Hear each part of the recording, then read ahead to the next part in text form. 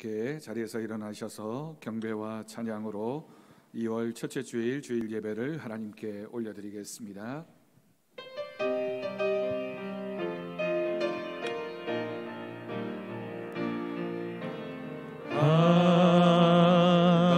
하나님은 우리의 피난처가 되시며 환난 중에 우리의 힘과 도움이시라.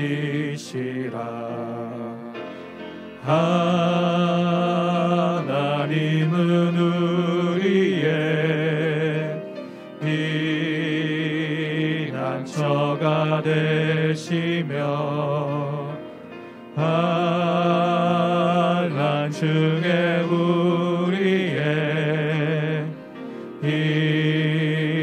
힘과 도움이시라.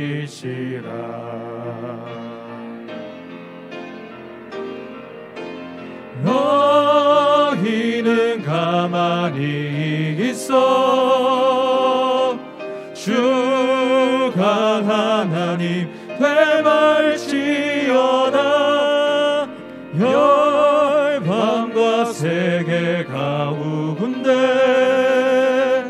주가 높임을 받으리라. 사랑합니다 내 아버지, 찬양합니다 내 온 맘 다하여 선포합니다 예수 그리스도 주님 오심을 기다리며. 주의 빛과 주의 진리를 보내시어 나를 인도하시고 주의 거룩한 산과 주께서 계시는 곳에 이르게 하소서. 그런즉 내가 하나님의 제단에 나아가 나의 큰 기쁨에 하나님께 이르리이다. 하나님이여 나의 하나님이여 내가 수금으로 주를 찬양하리이다. 아멘.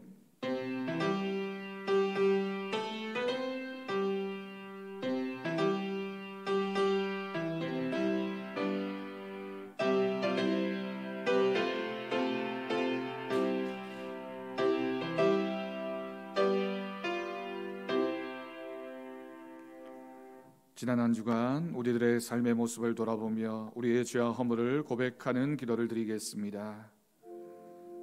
아버지,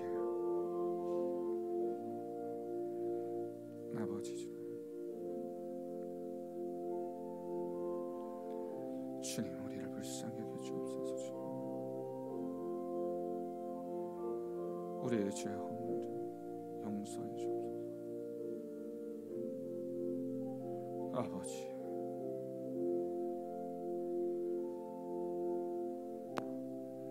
아버지 주님,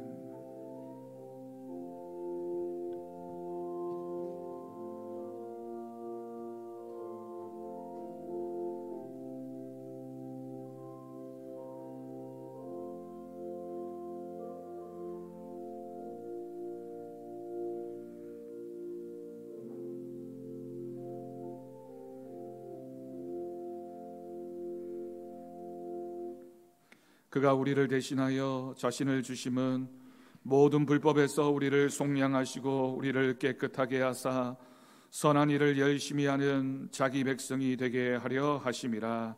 아멘. 사도신경으로 신앙 고백하시겠습니다. 나는 전능하신 아버지 하나님 천지의 창조주를 믿습니다. 나는 그의 유일하신 아들 우리 주 예수 그리스도를 믿습니다.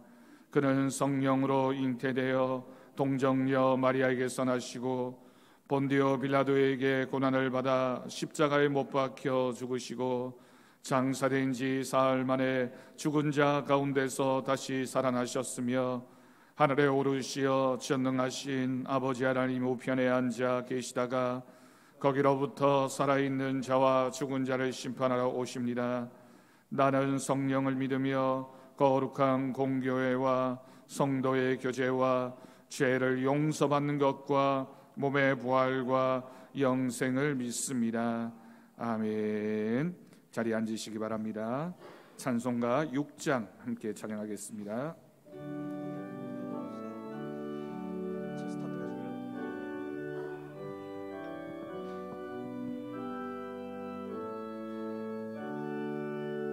목소리 높여서 주 찬양하여라.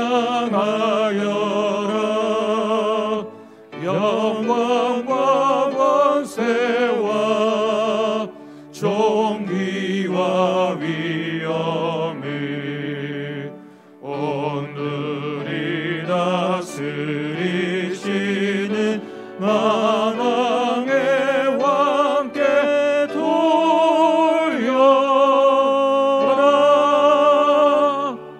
아멘.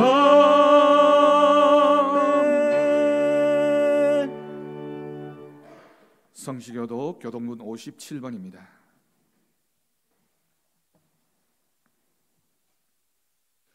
교동문 57번 시편 130편 성시를 함께 교독하겠습니다. 여호와여, 내가 깊은 곳에서 주께 부르짖었나이다.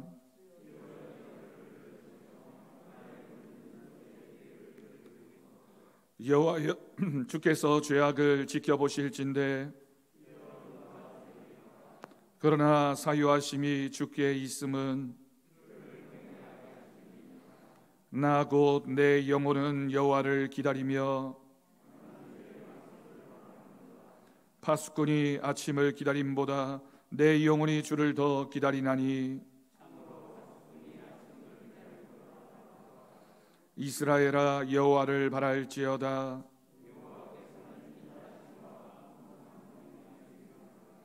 그가 이스라엘을 그의 모든 죄악에서 속량하시리로다. 아멘. 이 시간 김종득 장로님 기도하시겠습니다.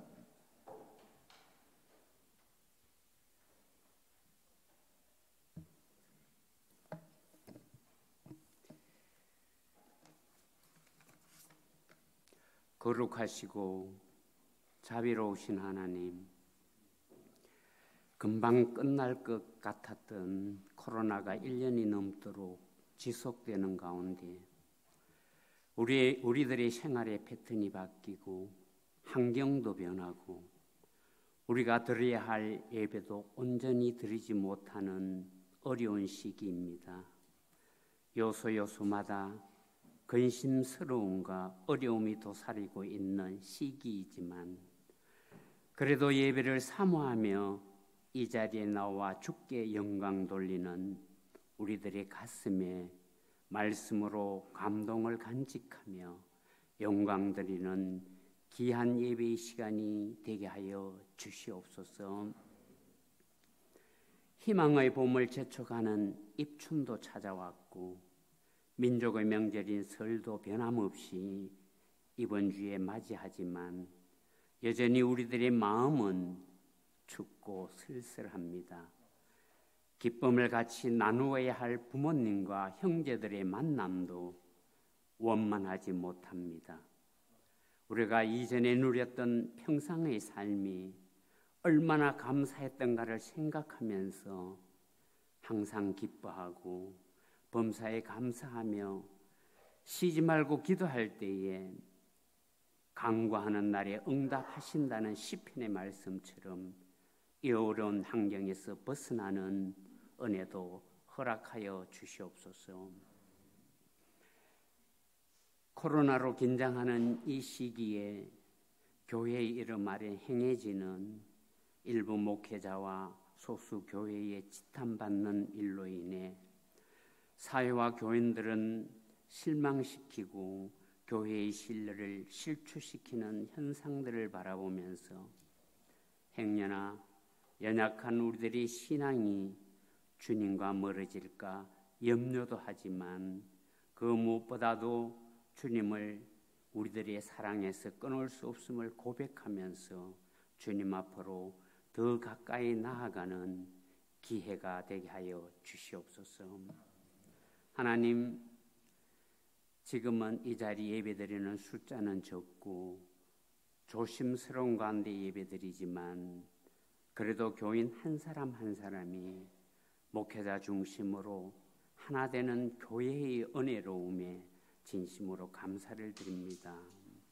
이제 비전 50년을 향해 출발하면서 새로운 일꾼으로 세워주신 임직자들에게 주님의 풍성함으로 채워주시고 임직식을 갖는 그날까지 믿음으로 준비하며 감사로 채워지는 우리 모두가 되게 하여 주시옵소서. 코로나의 어려운 환경 속에서도 우리들은 희망의 봄을 기다리고 즐거운 명절을 맞이하지만 그래도 오늘도 교인 가운데 병상에서 병함과 싸우며 혼자만이 감당해야 할 한우들이 있습니다. 그 외로움과 두려움의 공포를 우리는 다 헤아리며 위로할 수 없지만은 주님께서 위로해 주시고 지켜보아여 주시옵소서. 여호와 라파 치료의 손길로 깨끗이 나음을 받을 수 있도록 주님 은혜로 인도하여 주시옵소서. 이제 말씀을 선포하시는 목사님 성령께서 함께 하시고 말씀을 통해 위기 속에 살아가는 우리들에게 힘과 용기를 얻는 은혜의 말씀이 선포되게 하여 주시옵소서. 목양할 때 영육간에 피곤치 않도록 늘 강건함으로 채워 주시옵소서. 이제 찬양 드리는 찬양으로 하나님께 영광 돌리는 우리 변주연 자매님의 특송이 하나님께 기쁨이 되게 하시고 교인들의 은혜로운 고백이 되게 하여 주시옵소서. 하나님, 어느 누가 건강을 장담할 수 있겠습니까? 사랑하는 우리 교인들, 육신의 아픔이나 정신적 연약함으로 인해 어려움을 당하는 교인들 하나도 없게 하시고 아굴의 기도처럼 물질로 인해 시험 들지 않도록 적절하게 채워 주시옵소서. 늘 주님을 바라보며 하나님께 늘 감사하는 우리 모든 교인들이 다 될 수 있도록 주님 인도하여 주시옵소서. 연약한 자의 위로와 친구 되시는 우리 주 예수 그리스도의 이름으로 간절히 기도드립니다. 아멘.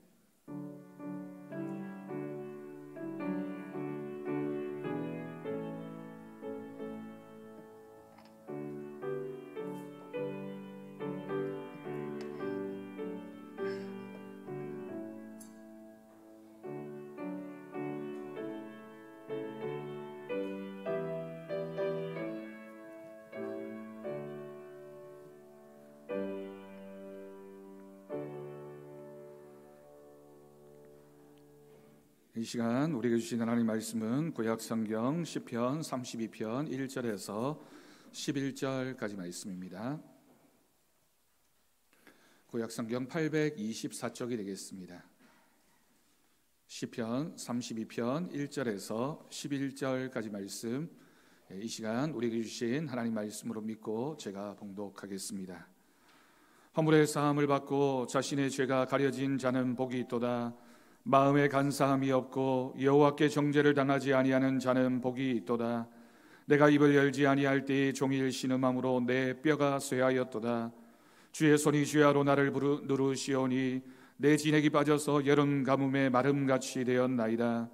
내가 이르기를 내 허물을 여호와께 자복하리라 하고 주께 내 죄를 아뢰고 내 죄악을 숨기지 아니하였더니 곧 주께서 내 죄악을 사하셨나이다. 이로 말미암아 모든 경건한 자는 주를 만날 기회를 얻어서 주께 기도할지라.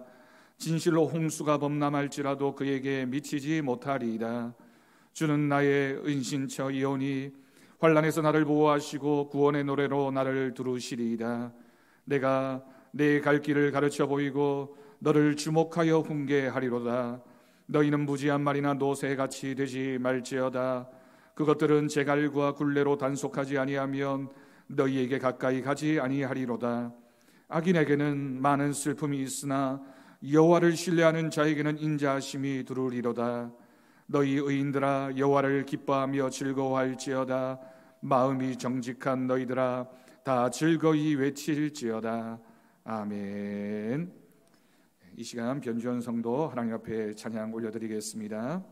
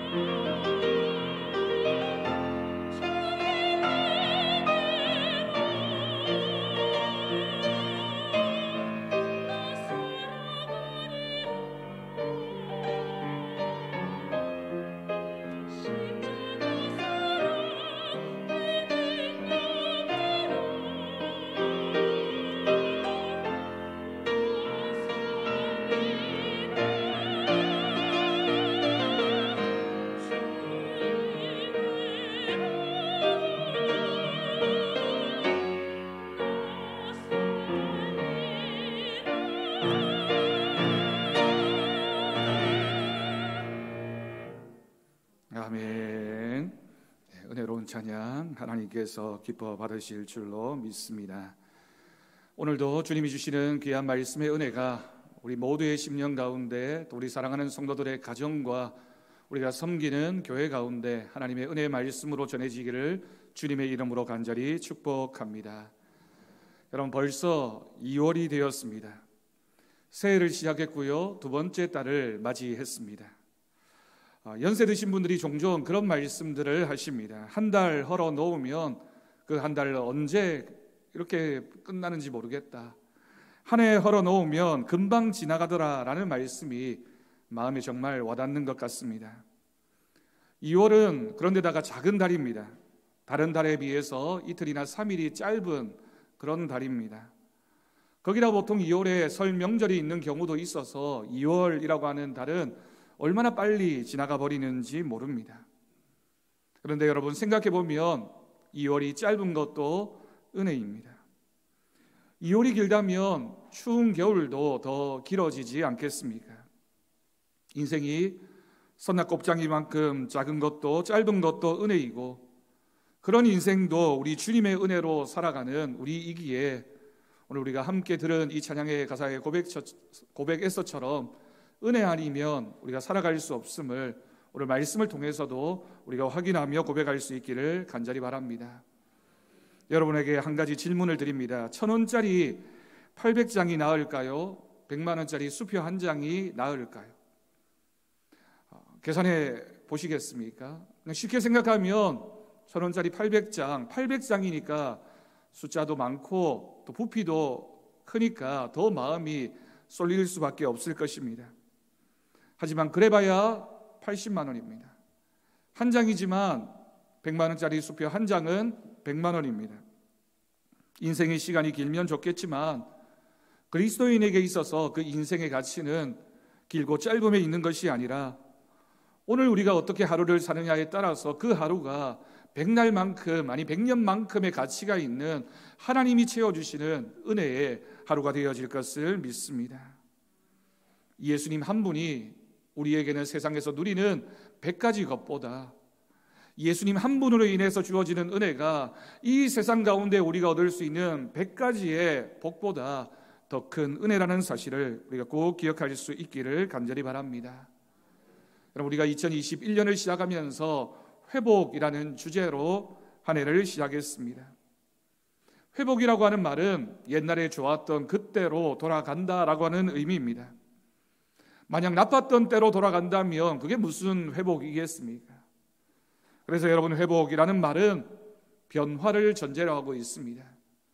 지금의 상황, 지금의 것이 불충분하고 불만이 있기 때문에 우리가 좋았던 때, 그리고 좋아질 것이라는 믿음을 가지고 살아가는 것, 변화가 회복에 있어서 가장 중요한 의미가 되어집니다.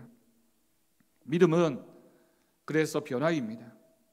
우리가 예배당에 예배를 드리러 나올 때 우리의 마음이나 우리의 믿음과 말씀을 듣고 예배를 드린 다음에 이 예배당을 나설 때 우리들의 모습이 달라지는 것, 그것이 바로 믿음의 변화입니다. 들어올 때나 나갈 때 똑같은 모습이라면 어떻게 그것이 변화이고 그것이 회복이라고 말할 수 있겠습니까? 여러분, 우리는 교회에서 자주 은혜라는 말을 사용합니다. 은혜란 무엇을 의미합니까? 은혜는 받을 만한 가치가 없는 사람에게 거저 값없이 주어지는 하나님의 선물입니다. 여러분, 이 말 속에는 우리는 자격이 없다라고 하는 것을 전제로 하고 있습니다. 그냥 내버려두면 너무나도 당연히 지옥에 갈 수밖에 없는 죄인들, 그 죄인들인 우리를 향해서 하나님이 주신 구원의 선물, 그것을 은혜라고 말하는 겁니다. 물론 우리가 생활에서 누군가 나에게 선물을 하거나 또는 선한 말을 하거나 좋은 대우를 해 주었을 때 은혜라는 말을 사용할 수 있지만, 성경 말씀에서 은혜라고 하면 하나님께서 죄인된 우리를 위하여 베풀어 주신 그 사랑을 은혜라고 하는 단어로 표현하게 되는 것입니다. 하나님께서는 우리를 죄에서 구원하시기 위하여 예수님을 십자가에 내어주셨습니다. 죄를 지은 사람은 우리인데 우리의 죄값을 대신 담당하신 분이 있으시고 그분이 바로 예수님이십니다. 하나님께서 그렇게 우리를 사랑하신다는 것입니다. 자신의 아들 독생자를 우리의 죄값을 위하여 대신 죽게 하기까지 우리를 사랑하셨다라고 하는 뜻입니다. 이 은혜가 믿어지는 것이 바로 십자가의 능력입니다. 그런데 여러분, 이것을 믿는 것이 쉬운 듯 하지만 결코 쉬운 것이 아닙니다. 때로는 믿어보려고 아무리 노력해도 믿어지지 않는 분들이 있습니다. 그런데 반대로 저 사람은 어떻게 그런 믿음을 가질 수 있을까라고 생각이 들었지만 너무 쉽게 주님을 영접하고 믿음을 가지는 분들도 있습니다. 그러니 여러분, 이것을 가리켜서 십자가의 능력이라고, 십자가의 은혜라고, 십자가 없이는 고백되어질 수 없는 하나님이 주시는 믿음이라고 우리가 고백하게 되는 것입니다. 예전에 사역했던 교회에서 친정아버지의 구원을 위해서 새벽마다 기도하시던 권사님이 한 분 계셨습니다. 자신의 친정어머니는 오래전에 예수님을 영접하고 돌아가셨는데 아버지는 끝까지 완고하셨습니다. 간절한 마음으로 설득도 해보고 권면도 해보았지만 그 아버지는 돌아오지 않았습니다. 그러다 보니 이 권사님에게 친정아버지는 늘 기도 제목이었고 교회에 출석하는 것이 간절한 소원이었습니다. 80이 넘어 90이 가까운 나이였는데 정정하신 분이셨습니다. 매일 공원으로 운동도 다니시고 친구도 만나고 그렇게 바쁘게 사셨습니다. 근데 그렇게 건강하시던 분이 어느 날 갑자기 컨디션이 좀 안 좋다고 말씀하시면서 병원에 잠깐 입원하실 줄 알았는데 병원에 입원하시는 시간이 길어졌습니다. 오랜 기간 병원에 계셨습니다. 권사님이 뒤치다거리를 하느라 병원을 분주하게 오갔습니다. 그런데 하루는 병원에 갔는데 아버지가 갑자기 나도 퇴원하면 교회를 나가야 되겠다라고 말씀하시는 겁니다.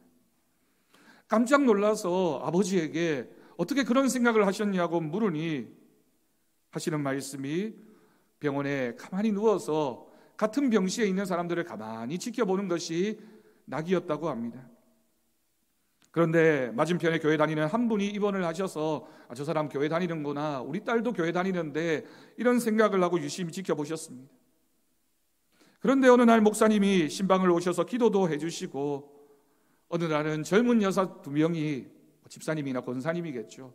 2명이 와서 기도해주고 또 이분이 병원에 입원해서도 늘 어떤 책을 펼쳐놓고는 또 귀에다가 뭘 꽂고는 흥얼거리면서 병원에서 무슨 낙이 있을까, 무슨 즐거움이 있을까, 저분은 암투병 하시는 분인데 무슨 그런 소망이 있을까라고 싶었는데 늘 빙긋 웃으면서 노래도 흥얼거리고 찬양도 하시더라는 겁니다. 가만히 들어보니 우리 딸이 평소에 부르는 노래, 찬송가라고 하는 것과 비슷하게 들렸습니다. 저 양반은 병원에 입원해서도 뭐가 그렇게 좋다고 저렇게 늘 웃을까? 사람들이 와서는 저렇게 간절히 기도해 주는 모습을 보니 부럽기도 하고 안 되겠다, 나도 퇴원하고 나면 꼭 교회 가야 되겠다, 그런 셈이 마음에 들더라는 겁니다. 그 말을 듣고는 이 딸이 너무 반가워서 퇴원 기다리실 필요 없다고, 아버지 위해서 기도해 주실 목사님도 있고 성도들도 있다고 이야기해 주었습니다. 당장 목사님께 연락도 하고 주위 권사님들도 연락해서 기도해 주니 그 아버지가 그렇게 좋아하시더라는 겁니다. 그리고 나서는 이 딸이 말씀도 들을 수 있고 찬양도 들을 수 있는 그 카세트 플레이어를 선물해 주었습니다.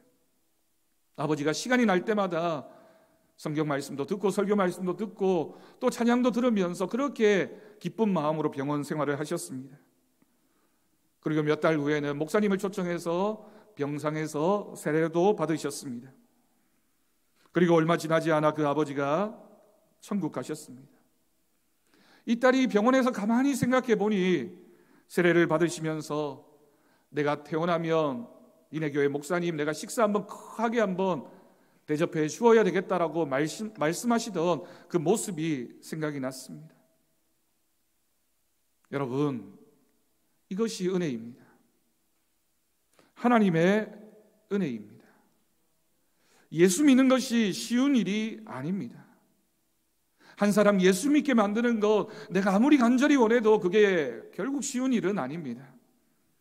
기도의 시간이 필요하고 하나님의 때가 되어야 되고 그리고 그때까지 인내하는 마음도 필요합니다. 세상에 당연한 것 하나도 없다는 것, 그것이 은혜라는 것, 코로나19 시대에 우리가 얼마나 많이 절실하게 느끼고 있습니까? 평소에는 너무너무 당연하고 일상이었던 것들이 요즘 우리에게 얼마나 소중한 것이 되어서 우리가 그런 은혜로, 하나님의 은혜로 살아가고 있었구나, 우리는 고백하게 됩니다. 그렇다면 우리가 받은 은혜 중에 어떤 은혜가 가장 큰 은혜이겠습니까? 하나님이 우리에게 주신 은혜 가운데 무엇이 가장 큰 은혜이겠습니까? 이사야서 53장 4절에서 6절까지 말씀을 우리가 함께 화면을 보면서 다 같이 이 말씀을 읽도록 하겠습니다. 이사야 53장 4절에서 6절까지 말씀입니다. 그는 실로 우리의 질고를 지고 우리의 슬픔을 당하였거늘 우리는 생각하기를 그는 징벌을 받아 하나님께 맞으며 고난을 당한다 하였노라. 그가 찔림은 우리의 허물 때문이요 그가 상함은 우리의 죄악 때문이라. 그가 징계를 받음으로 우리는 평화를 누리고 그가 채찍에 맞음으로 우리는 나음을 받았도다. 우리는 다 양 같아서 그릇 행하여 각기 제 길로 갔거늘 여호와께서는 우리 모두의 죄악을 그에게 담당시키셨도다. 아멘. 여러분, 어떤 은혜입니까? 나의 죄악을 예수님이 담당하신 은혜입니다.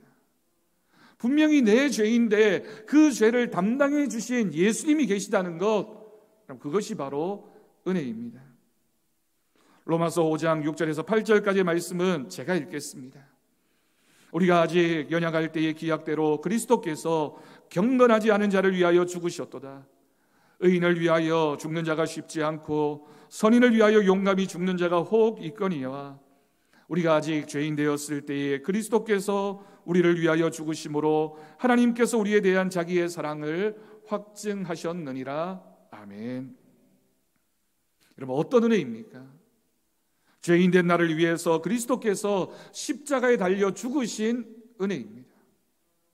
내가 죄인인데 내가 죽어야 되는데 나를 대신해서 예수님께서 십자가에 달려 죽으신 그 은혜가 우리 가운데 있다라고 하는 것입니다. 여러분은 예수님을 믿고 행복해지셨습니까? 어떤 성도가 나는 예수님을 믿어도 받은 복이 없다라고 하는 말을 들었습니다. 이런 분들은 예수님을 믿는다고 하지만 아직 십자가의 능력을 알고 있는 사람이 아닙니다. 아마도 그 마음속에는 내가 교회를 다니면 물질적으로도 부유해지고 아팠던 병도 낫고 또 우리 가족들도 다 잘되고 우리 자녀들도 잘되고 그런 것이 복이라고 생각하셨을 겁니다. 물론 그것이 복이 아닌 것이 아닙니다. 그렇지만 정말 우리가 행복해질 수 있는 것, 진정한 복이 무엇이라고 성경은 기록하고 있습니까? 정말 십자가의 능력을 안다면 자신이 예수님을 믿고 얼마나 큰 복을 받았는지, 얼마나 큰 하나님의 사랑을 받고 있는지를 모를 수가 없는 것입니다. 저는 커피를 직접 드립해서 내려 마시는 것을 좋아합니다. 커피를 내렸습니다. 커피를 내리게 되면 향기가 너무 좋습니다. 향기를 맡습니다. 향기가 너무 좋다고 여러분 그 커피 향기 맡았다고 끝입니까? 커피는 마시려고 내리는 겁니다. 목적이 있습니다. 커피의 목적은 향기이기도 하지만 본질적으로는 그 마심을 통해서 우리가 얻게 되는 것입니다. 사랑하는 성도 여러분, 우리는 교회를 왜 다닙니까? 어떤 분들은 마음이 편안해져서요, 그렇게 대답하시는 분도 계십니다. 어려서부터 주일이면 늘 교회 다니는 것이 저에게는 습관이 되었습니다. 주일에 특별히 할 일이 없어서 교회 갑니다. 어떤 분들은 사람 만나는 것이 좋아서 교회 갑니다. 요즘은 그렇지는 못하지만 주일에 점심 먹으려고 교회 갑니다. 물론 다 맞는 말입니다. 그렇게 해서 교회에 오실 수도 있습니다. 하지만 그것이 우리가 교회 다니는 진짜 목적, 신앙의 목표이지 않습니다. 물론 그것들을 통해서 우리가 기쁨을 누리고 만족함을 누리지만 그것 때문에 예수를 믿고 그것 때문에 교회에 다니는 것이 아닙니다. 우리는 주님이 주시는 복과 은혜를 소망합니다. 예배를 통해서 주님 주시는 은혜와 복을 누리는 우리 모두가 되기를 간절히 소망합니다.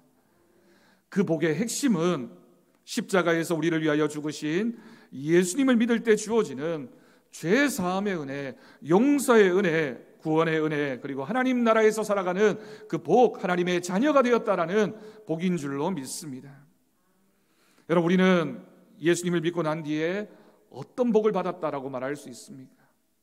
많은 것들을 이야기할 수 있지만 진짜 우리가 받은 복은 우리가 하나님의 자녀가 되어서 우리가 이전에 지었던 죄를 용서받고 우리는 죽어도 다시 사는 하나님 나라에 대한 소망을 품고 살게 되었다는 것, 그것이 바로 은혜이며 복이라는 사실입니다. 제가 군 생활할 때 군종병으로 복무를 했습니다. 근무했던 곳이 사령부였기 때문에 정식으로 자대 배치 받기 전에 그 군인들이 이제 자대 배치 받기 전에 그 사령부에 와서 대기하는 경우들이 많았습니다. 그러면 정신전력 강화를 위해서 교회에서 교육도 하고 예배도 드리게 됩니다. 어느 날 예배를 드리는데 너무나도 뜨겁게 이 친구들이 찬양을 하는 겁니다. 여러분, 군대에서 군인들 찬양하는 거 혹시 보셨습니까?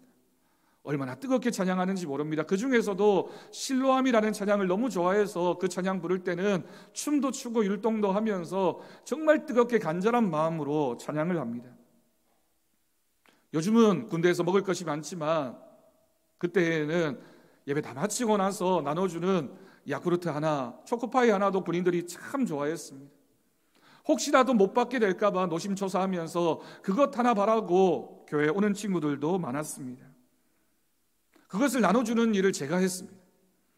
그러니 저를 얼마나 위대하게 보는지, 이거 뭐 하나 가지고 있다는 게 참 권력이고 능력이구나, 그런 생각을 그때 했습니다. 그런데 어느 날, 그날도 뜨겁게 말씀을 전하고 찬양을 하고 마치려고 하는데 갑자기 드는 생각이 있어서 앉아있는 군인들에게 물어보았습니다. 여러분들 중에 예배를 드리면서 솔직히 예수님의 말씀 믿어지는 사람 한번 손들어 보라고 얘기했습니다. 처음에는 그냥 눈치만 보고 아무도 손을 안 드는 겁니다. 내가 나갈 때 절대로 손 안 들었다고 해서 야구르트 안 주는 법 없고 초코파이 안 주는 법 없을 테니까 그냥 솔직하게 내가 궁금해서 그런 거니까 믿어지는 사람 한번 손들어 보라고. 그 자리에 300여 명의 군인들이 있었는데 그 중에 주섬주섬 눈치 보더니만 손든 친구가 10명 정도였습니다. 그럼 참 신기하지 않습니까? 예배도 똑같은 장소에서 드렸습니다. 찬양도 했습니다. 똑같은 모습만 봐서는 다 믿음이 있는 것 같고 다 신앙이 있는 것 같은데 그 중에 그 말씀이 믿어지는 친구는 10명밖에 되지 않았습니다. 실제 여러분, 많은 사람이 신앙생활을 하면서도 하나님의 사랑을 믿지 못합니다. 질문을 합니다. 하나님이 누구를 가장 사랑하실까요?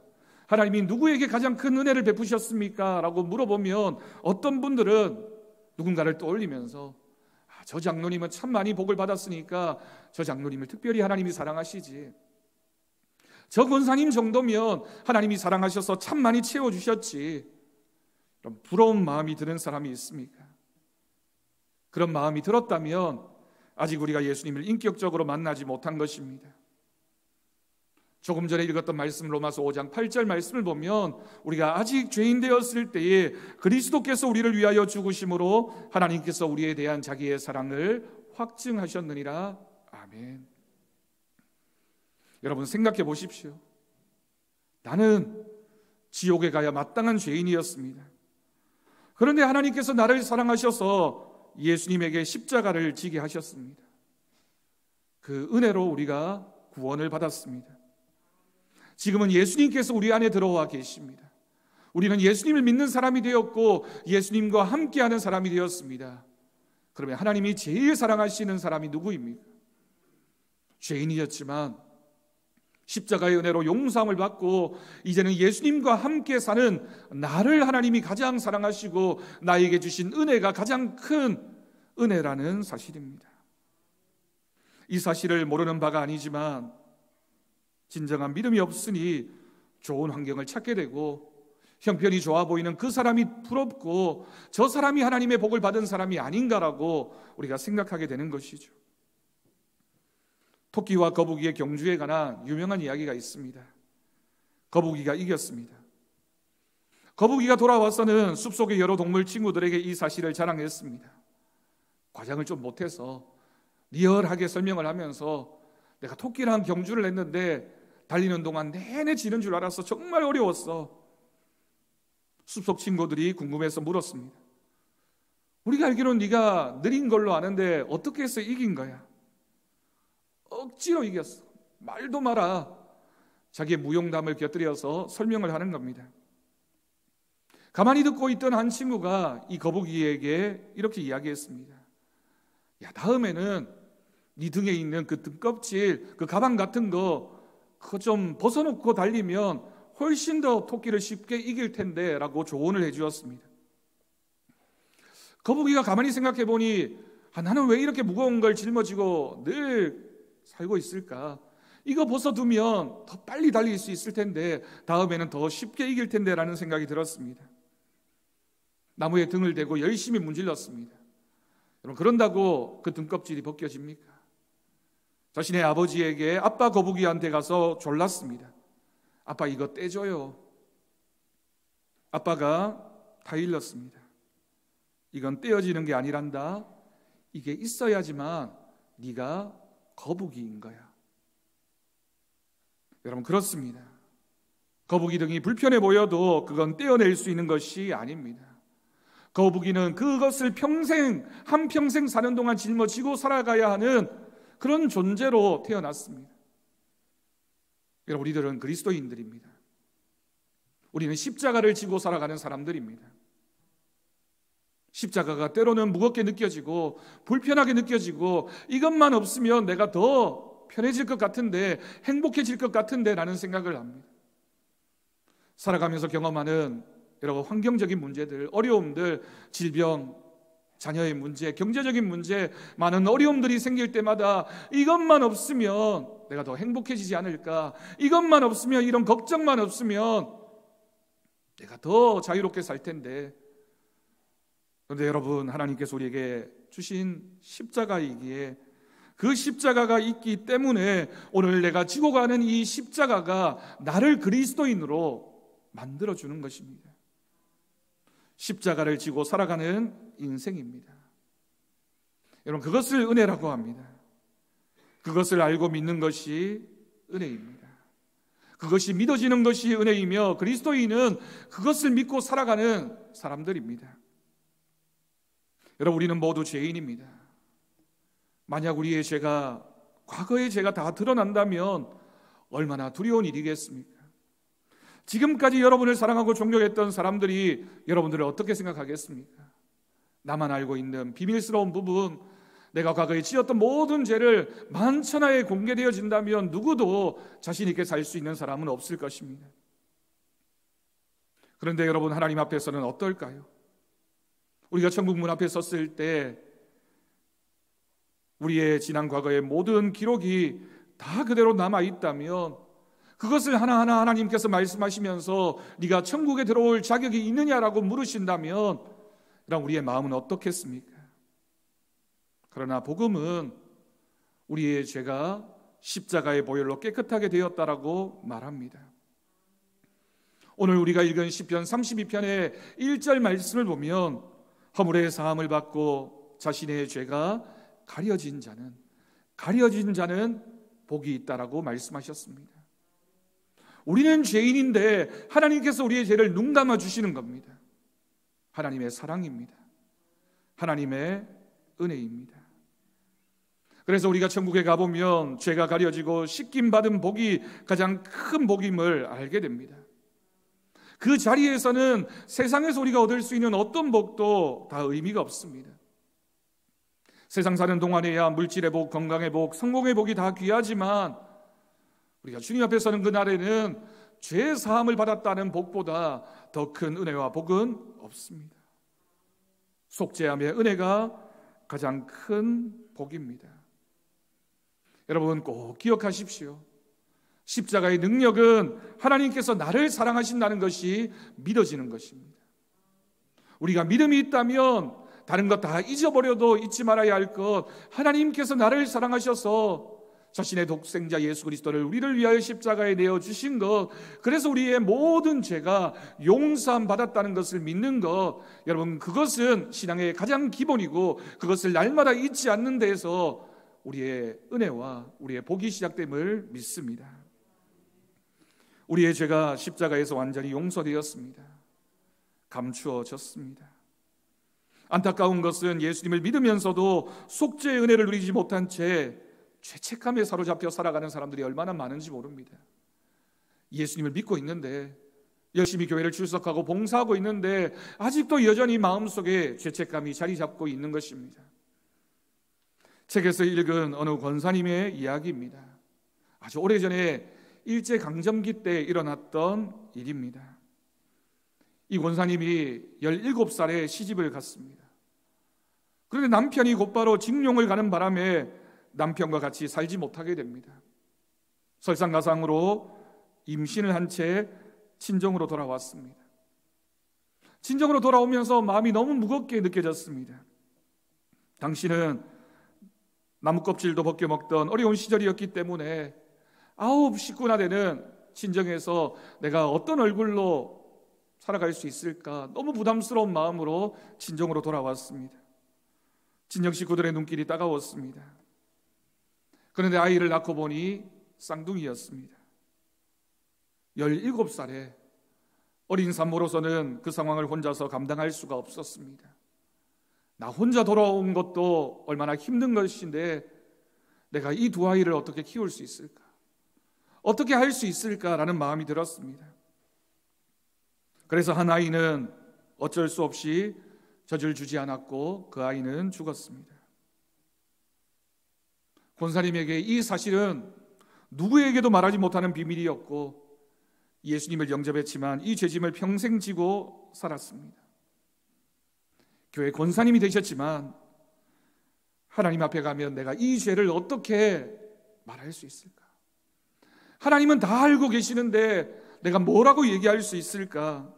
그런 생각에 속지 않은 마음으로 교회에서 험한 일, 힘든 일은 다 도맡아 하면서도 마음에는 기쁨이 없었습니다. 그러다 보니 늘 얼굴에는 수심이 가득했고 찡그린 얼굴이었습니다. 주위 성도들이 권사님을 보면서 이렇게 생각을 했습니다. 저 권사님은 정말 믿음도 좋으신 분이고 봉사도 열심히 하시는데 왜 얼굴이 저런 빛일까?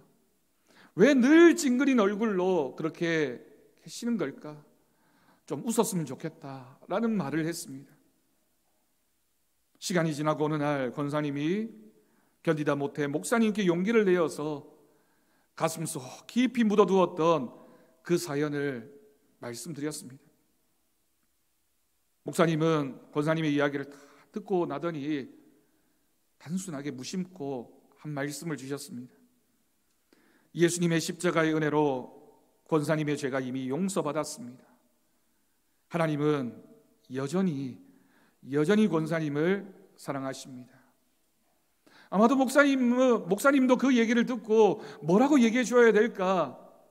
적절한 대답이 생각나지 않아서 그저 늘 하던 말씀 그대로 하나님은 여전히 당신을 사랑하십니다 라고 이야기했던 것이죠. 권사님도 이미 다 알고 있는 이야기이고 평생을 들었던 말씀이었습니다. 하지만 그날은 그 순간 이 권사님의 마음속에 자식 죽인 어머니도 용서하시고 사랑하신다는 십자가의 복음이 믿어졌고 예배당에 나아가서 엎드려 통곡하면서 감사했습니다. 하나님, 저 같은 사람도 사랑해 주십니까? 하나님, 저 같은 죄인도 용서해 주셨습니까? 하나님, 저는 용서 못 받은 줄 알았는데 이미 저를 용서해 주시고 여전히 저를 사랑하고 계십니까? 라고 울면서 기도했습니다. 그리고 그날 이후 그 권사님이 이전에는 볼 수 없었던 환하게 웃는 표정으로 성도들과 인사하는 모습을 보고 목사님과 주위의 교우들이 얼마나 놀라고 얼마나 반갑게 받아들였는지 모릅니다. 여러분, 이것이 바로 십자가의 능력입니다. 이것을 십자가의 은혜라고 우리는 부릅니다. 네, 여러분, 이것을 우리는 알고 있지만 정말 믿고 있는지, 우리는 어떤 믿음으로 주님 앞에 살아가고 있는지를 여러분 꼭 고백할 수 있기를 바랍니다. 사랑하는 성도 여러분은 하나님의 십자가의 사랑을 누리고 사십니까? 그리고 우리가 정말 행복한 사람이라고, 행복한 인생이라고 고백하고 있습니까? 만약 그렇지 못하다면 왜 그럴까요? 하나님께서 용서해 주셨습니다. 하나님께서 우리의 죄를 책임져 주셨습니다. 그러므로 우리는 새로운 사람이 된 것입니다. 하나님이 우리를 새롭게 하시고 새롭게 하셨기 때문에 우리는 그 은혜를 따라 살아가는 사람이 되었습니다.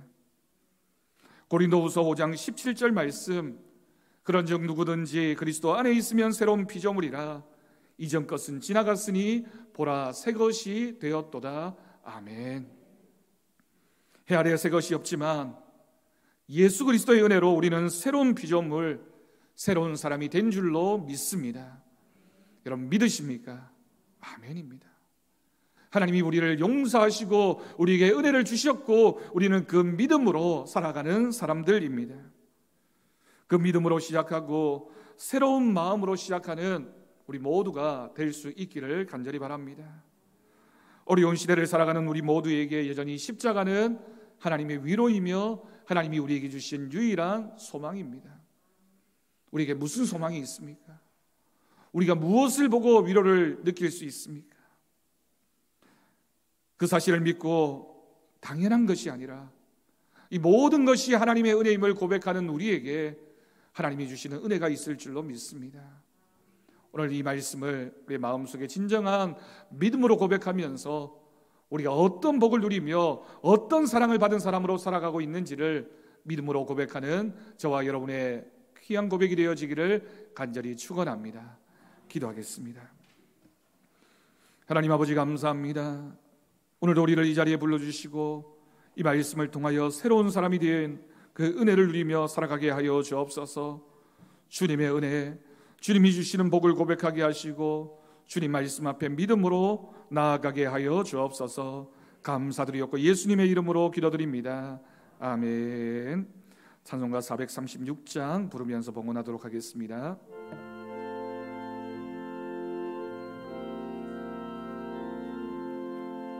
나 이제 주님의 생명 얻음mo 옛것은 지나고 새 사람이로다.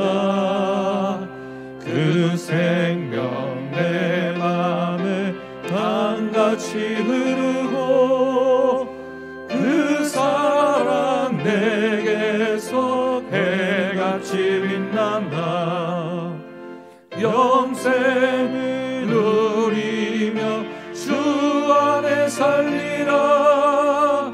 오늘도 내일도 주 함께 살리라.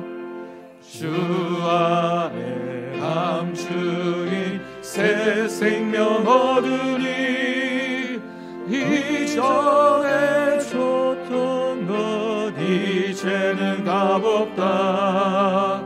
하늘의 은혜와 평화를 맛보니 찬송과 기도로 주 함께 살리라. 영생을 누리며 주 안에 살리라. 오늘도 내일도 주 함께 살리라. 산천도 초목도 새 것이 되었고 죄인도 원수도 친구로 변한다. 새 생명 얻은 자 영생을 누리니 주님을 모신 맘 새 하늘이로다. 영생을 누리며 주 안에 살리라. 오늘도 내일도 주 함께 살리라. 주 따라가는 길 험하고 멀어도 찬송을 부르며 뒤따라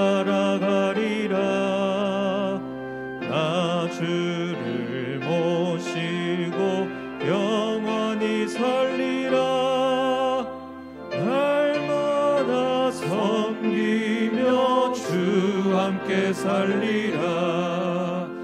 영생을 누리며 주 안에 살리라. 오늘도 내일도 주 함께 살리라. 아멘. 기도하겠습니다. 하나님 아버지 감사합니다. 오늘도 주님의 전에 나오며 우리의 마음과 정성을 다해 우리의 삶의 전부를 담아 귀한 예물 하나님께 드립니다. 11조 예물 드리며 감사 예물, 주일 헌금과 비전 헌금과 여러 가지 목적의 헌금을 드린 귀한 손길들을 주님께서 기억하여 주옵소서. 그 하는 일과 가정 위에 기도하는 기도의 제목마다 채우시는, 응답하시는 하나님의 은혜가 있기를 간절히 원합니다. 복받치지 못한 손길 위에도 동일한 은혜를 드려 주옵시고, 이 예물이 사용되어지는 곳에 주님의 복음이 전해지게 하시며 교회가 든든히 세워져가는 믿음의 열매가 맺히게 하여 주옵소서. 감사드리옵고 예수님의 이름으로 기도드립니다. 아멘. 옆에 계신 분들과 인사하며 축복하겠습니다. 주님 안에서 사랑하고 축복합니다. 늘 하나님의 은혜가 우리 모두에게 넘쳐나기를 바랍니다. 교회 소식 주보를 통해 전해드리겠습니다.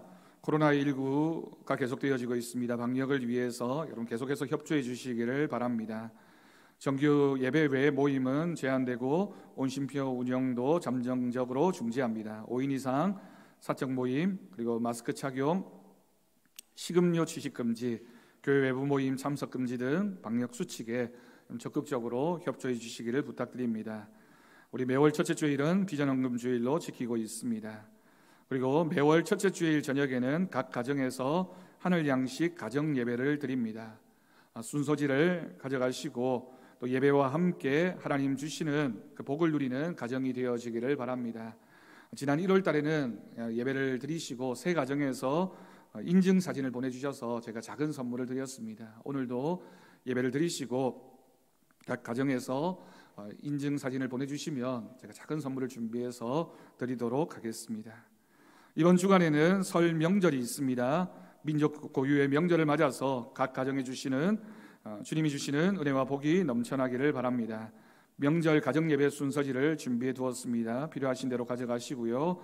그 명절 예배를 위해서 설교 영상도 목요일 날 올려드리도록 하겠습니다. 그래서 목요일 날 올려드리면 금요일이 설 명절 당일이니까 예배 드릴 때 필요하신 대로 사용하시면 되겠습니다.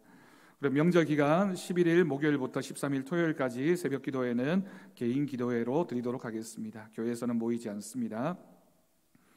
2부 예배 후에 본당에서 피택 항존직 교육이 있습니다. 기도카드 제출 오늘까지 제출해 주시고요. 그 이후에는 중보기도함에 넣어주시면 되겠습니다. 기도 제목입니다. 코로나 상황을 넘어서 모든 것이 일상으로 돌아가는 은혜가 있도록, 비전 50년 우리 교회가 더욱 은혜로 충만한 교회가 되어질 수 있도록, 환자들과 어려움 당하고 있는 분들을 위해서, 교회 학교와 청년들을 위해서 기도해 주시기를 바랍니다. 우리 임영환 권사님 모친상이 작년 이맘때 있었습니다. 코로나 직전에 있었는데 그때 장례를 치르시고 성도들에게 감사한 마음으로 식사를 대접하시려고 내셨는데 코로나가 시작되면서 1년 가까이가 벌써 지나버렸습니다. 그래서 오늘 우리 나가실 때 여러분들에게 떡과 음료를 드리려고 합니다. 받아가시고 또 가정을 위해서 기도해 주시기를 부탁드립니다. 반가운 소식은 우리 제가 부임하고 얼마 안 돼서 우리 정문덕 집사님, 김경혜 권사님 아들 정재민이 군 입대를 했습니다. 그런데 벌써 1년 6개월이 지났나 봅니다. 엊그제 같은데 아직 더 있어야 될 것 같은데 마지막 휴가를 나왔고 그리고 마지막 휴가하고 복귀 안 하고 바로 이렇게 제대를 한다고 제가 들었습니다. 요새는 또 그렇게도 하나 봅니다. 우리 한번 일어날까요? 우리 제가 한번 기도하고 우리 격려하도록 하겠습니다. 기도하겠습니다. 하나님 아버지 감사합니다. 귀한 아들 군생활 잘 지내게 하시고 또 가정으로 교회로 돌아오게 하신 것 감사드립니다. 하나님께서 베풀어 주신 그 은혜를 기억하게 하시고 이제 새로운 마음으로 시작하는 모든 삶에서도 하나님의 인도하심과 하나님의 함께하심이 있기를 간절히 원하옵나이다. 주님께서 그 길을 주장하여 주시고 은혜를 베풀어 주옵소서. 감사드리옵고 예수님의 이름으로 기도드립니다. 아멘. 박수로 환영하겠습니다. 감사합니다. 생활 잘 마치고 와서 얼마나 반가운지 모르겠습니다. 우리 다 함께 일어나셔서 우리 나는 믿네 함께 찬양하신 후에 축도로 예배를 마치도록 하겠습니다. 내게 허락하신 시련을 통해 나의 믿음 더욱 강하게 자라나고